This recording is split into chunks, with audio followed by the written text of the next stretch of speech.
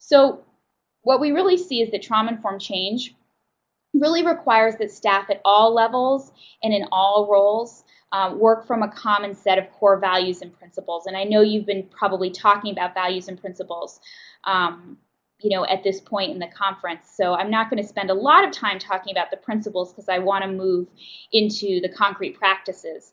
But certainly consistent with a lot of the, certainly the recovery orientation.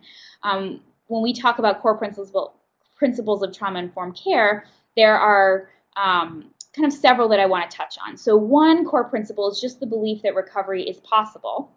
And also that healing happens in relationships, that people, don't heal in isolation, that we're kind of part of this, that we're an instrument in that healing process. The second is understanding trauma and its impact, that it's essential to understand what trauma is and how it impacts the brain and the body, because that's how we grow in our understanding of why people may be behaving or responding in the ways that they are. Promoting safety is a key principle, and we're going to talk a little bit more about that. Supporting control, choice, and autonomy, also an essential approach in terms of trauma-informed care. Focusing on strengths.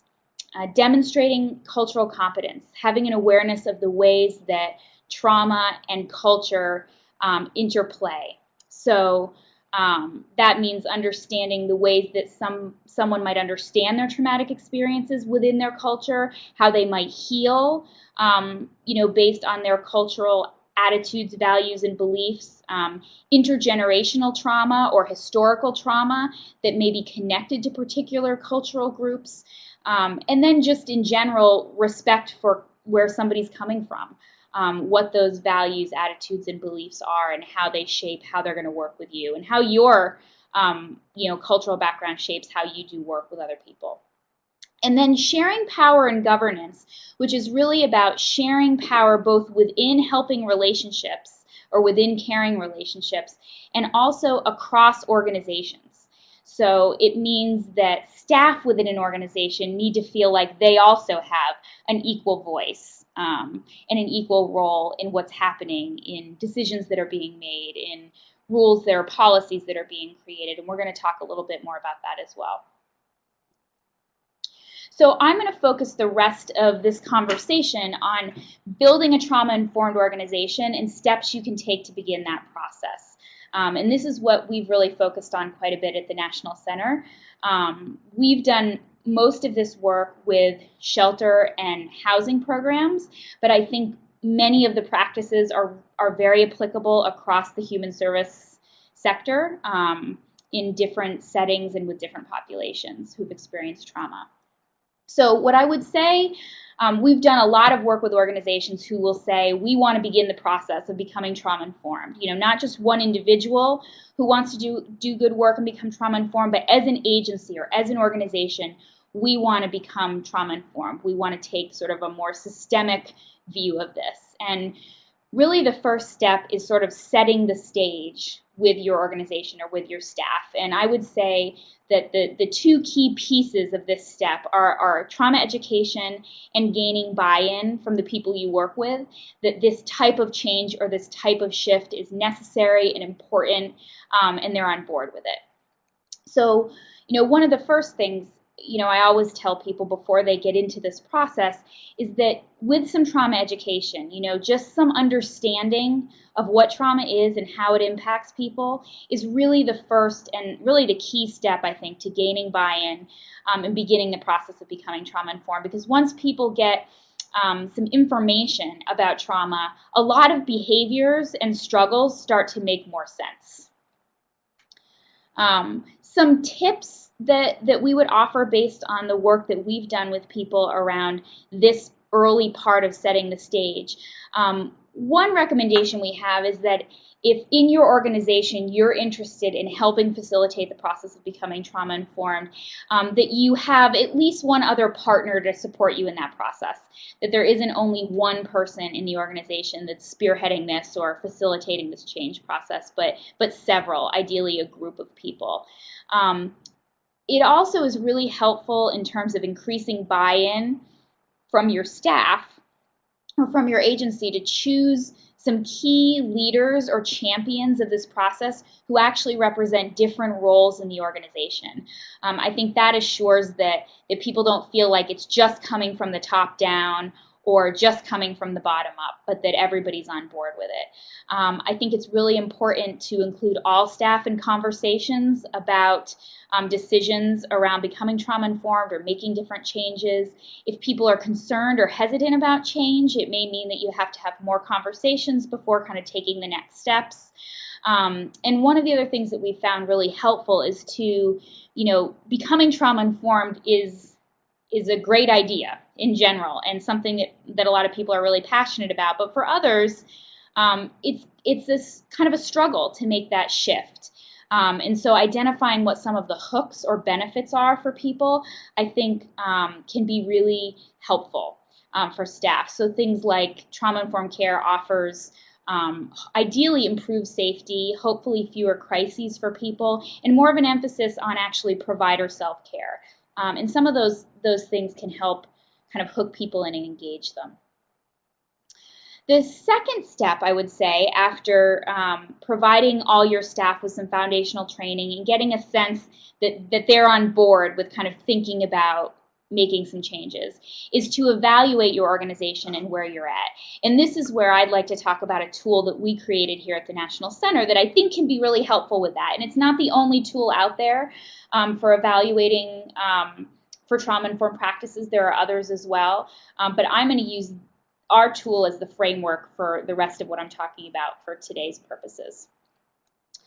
So what I'm referring to is actually a tool that we created called the Trauma-Informed Organizational Toolkit, and you can access this online. You can access it for free from our website. And in the toolkit are three different things. So one is a trauma-informed organizational self-assessment, which is basically a concrete guide that organizations can use to evaluate their current programming and to take next steps to make trauma-informed changes. There's a user's guide that tells you a little bit more about the creation of the self-assessment, and then there's a how-to manual with steps for beginning this process, much of which I'm drawing on today to talk to you about these various steps of becoming trauma-informed. So basically, the organizational self-assessment is divided into 5 main categories or areas or domains of programming to focus on within your organization. So one is supporting staff development. The second is creating a safe and supportive environment. The third is assessing and planning services. The fourth involving consumers, and the fifth is adapting policies. And basically within each of these 5 areas are lists of trauma-informed practices, sort of like you're seeing on the screen here. So you would take a look at, for example, this first section that says staff at all levels of the program receive training and education on the following topics. 1, what traumatic stress is. And you would move along the continuum and check off the extent to which you agree or disagree that your organization provides this or does this. And it goes on like that for all of the 5 categories. So it gives people a way to evaluate what you're currently doing, and it also gives you ideas of practices that you could implement. So once you've begun an evaluation process, whether using this tool or another one, you can really begin to get a sense of what are the areas that you do really well in, some real areas of strength, and what are the challenges, or what are the gaps, or what are the areas where you'd like to add more trauma-informed practices that you don't currently have. So that leads us to this third step, which is around implementing changes. And what I'm going to do for the rest of the time that I'm talking to you today is give you some concrete examples of trauma-informed practices from the organizational self-assessment that you could consider and think about when you're thinking about your own organization and how to become more trauma-informed. So the first area that I'm going to start with is the area of staff development. And within that, I want to talk about training and education, supervision and support, and self-care. And what the practices are in each of these areas when you're looking to become trauma-informed. So, first I would say that, similar to what I said before, when you're beginning this process and you provide some education for your staff around trauma and its impact, really with just even a small introduction to these concepts, you automatically lessen the likelihood that you're going to set the stage for re-traumatizing the people that you work with. But I would say, one-time trauma training isn't really sufficient. What's really helpful is to get an initial training, but then to really practice using those concepts, get more training for folks, talk about those things in individual supervision and in group meetings, so that you get a sense that people are really taking the information in and using it. Some examples that we give from the organizational self-assessment of areas that it would be helpful for people to have ongoing training in a trauma-informed organization. One is obviously trauma and trauma-informed care, what that is, what it looks like. The second is, I think, regardless of whether you're working with adults or kids, some good training in attachment and child development is really essential, because what we know about this complex trauma that we're talking about is that adults who experience trauma early in life had parts of their developmental trajectory interrupted. So, as an adult, there are certain things you would anticipate an adult would know or be capable of doing, or skills that they might have that somebody who's experienced a lot of trauma might not have, because at that point in their development, they were just focused on surviving.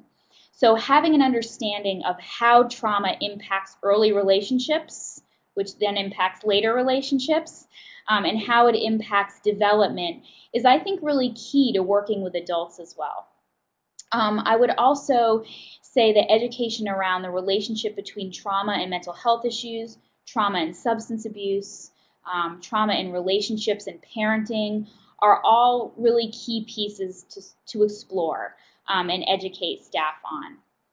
De-escalation strategies and how to de-escalate situations, crisis situations, in a way that's kind of informed by the principles of trauma and hopefully avoid re-traumatizing people, I think are really essential and helpful strategies around crisis. Some training and education on helping people identify triggers, on understanding how to provide culturally competent care, and one that's not here on this list, but some really concrete skills around relating to and working with folks. One of them that would be motivational interviewing, which is another really great and very sort of trauma-informed strategy for working with people and helping them think through change and what that might look like for them.